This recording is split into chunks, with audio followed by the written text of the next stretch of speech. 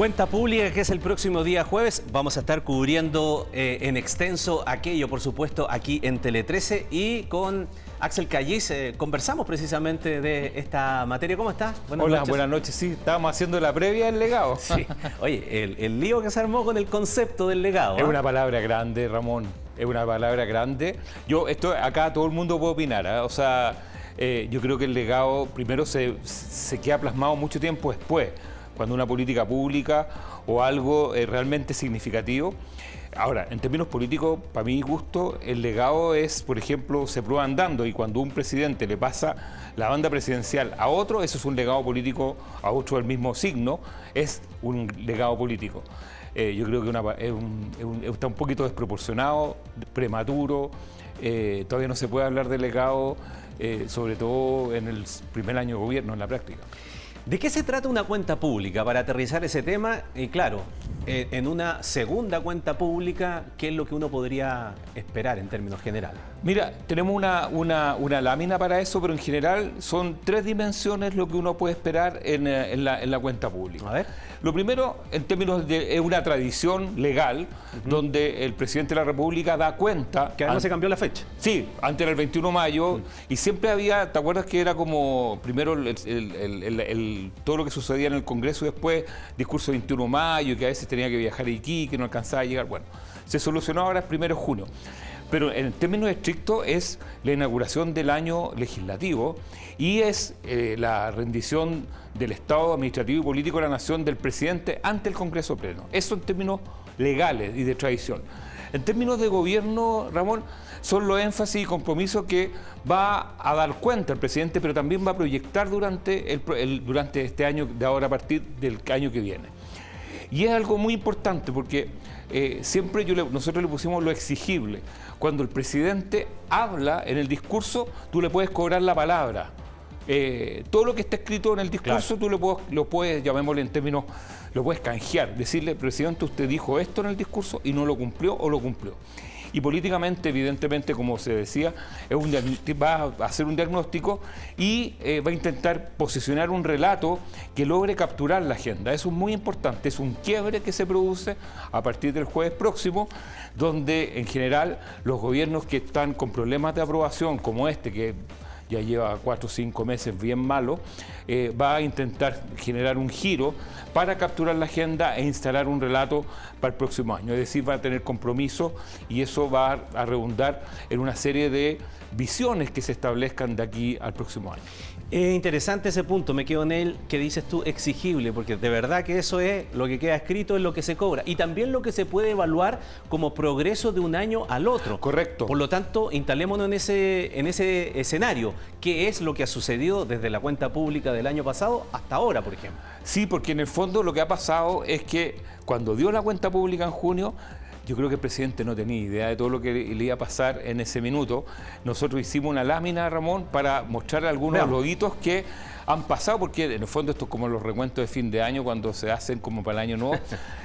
Mira, 6 cosas o 7 cosas. Primero, un mes después, la Convención Constitucional, esto estamos hablando del año pasado, entrega su borrador. Y ahí comienza toda la polémica si el gobierno estaba metido o no estaba metido haciendo campaña, cuando se comprometió con el resultado. Perdón, Después, ¿tú crees que hasta la cuenta pública todavía estaba ese periodo de luna de miel para el presidente? No, ya estaba metido en la campaña, ya habían críticas y ya habían, las encuestas estaban dando por ganador al rechazo ya en junio del 2022.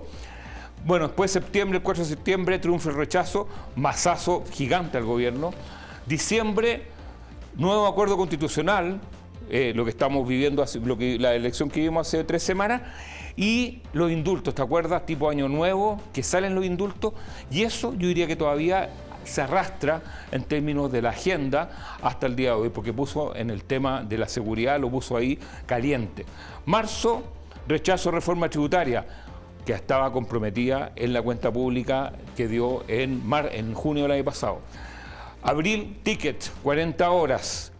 Luego, mayo, triunfo del Partido Republicano, arrasa en la elección, consejeros constitucionales, entre medio el royalty minero también, pero es un mal año para el gobierno en términos porque en ese punteo podríamos decir que 40 horas es el que Viene salvando... Y sueldo mínimo, el que todavía no está totalmente tramitado, y yo diría 40 horas, pero hay 2 derrotas electorales que fueron verdaderos mazazos, y yo diría que el tema de los indultos es como lo que más le ha pegado, porque se produjo una dinámica muy potente con respecto al tema de la seguridad, de la cual el gobierno todavía no logra salir en términos de agenda. Volvemos con aquello de lo exigible y revisable después de un año. Así que, por lo tanto, revisemos también algunos pasajes de lo que fue el discurso del año pasado, la cuenta pública del año pasado, y lo seguimos conversando aquí con Axel. Lo primero relacionado con algo de lo que mostraba en la lámina, el proceso constitucional. A ver. Quiero invitar a este honorable Congreso a que no pasemos de la triste frase "no lo vimos venir" a "aquí no ha pasado nada". El 4 de septiembre próximo nos vamos a enfrentar a una decisión trascendental: aprobar o rechazar la propuesta de una nueva Constitución. Y el haberse jugado en sí, este porque tema, esa frase está en un contexto donde la oposición le estaba diciendo al gobierno que estaba muy involucrado en la campaña.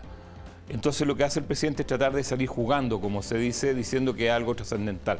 Pero estaba jugado completamente el gobierno con el triunfo, con el tema del triunfo para el gobierno de ese minuto de la prueba. Segunda frase marcada, reforma tributaria. ¿Qué dijo el presidente en su cuenta pública el año pasado? Nuestra reforma tributaria atacará las bases de la desigualdad, gravando los altos ingresos y patrimonios, las rentas mineras y los resquicios legales para financiar el cumplimiento de derechos sociales en salud, pensiones y cuidado. Y vamos a enfrentar esta tarea sin dogmatismos ni arrogancia, dispuestos a escuchar. Ya, pero no pasó. Esta sí que no la vio venir el presidente. Esta no pasó, ni Esta siquiera no de la la idea vio de venir legislar. nadie. No, esto yo diría que es como la gran derrota en términos legislativos y del programa del gobierno, y fue hace poquito. Entonces ya se le van acabando, entre comillas, las perlitas, como se dice en términos de Palacio, en términos de programa. Las perlitas, le queda la reforma tributaria nuevamente, pero las pensiones, y yo diría que el proceso constituyente termine de buena forma. Esta generación viene de las movilizaciones estudiantiles, por lo tanto, desde el principio y antes de ser gobierno, fueron muy críticos respecto de, por ejemplo, el financiamiento de la educación superior. Y una de las promesas está ligada con el CAE, el crédito con aval del Estado. ¿Qué fue lo que dijo el presidente el año pasado? Presentaremos el próximo año 2023, una vez aprobada la reforma tributaria, un plan de condonación de la deuda educativa de manera gradual y justa. Y en este mismo proyecto de ley crearemos un nuevo sistema de financiamiento para la educación superior, para terminar con el CAE, el Fondo Solidario y los créditos Corfo. No más deudas por estudiar. El exigible. O sea, se le puede exigir al presidente. Yo creo que hay una polémica, porque en el fondo, al no aprobarse la reforma tributaria, el tren, llamémosle, de reformas asociadas al financiamiento del CAE o de la deuda del CAE, no hay posibilidad. Yo creo que todavía la opinión pública no toma, o no sé si no la opinión pública, pero en general el revés de la reforma tributaria fue algo muy, muy profundo para el gobierno, porque tenía una serie de propuestas de la primera cuenta pública concatenadas con la posibilidad de financiamiento de eso. Entonces, vamos a ver lo que dice el próximo jueves. Lo vamos a estar comentando aquí en Tele 13. Así es. Gracias, don Axel, que esté muy bien. Muy buenas noches, don Ramón. Gracias.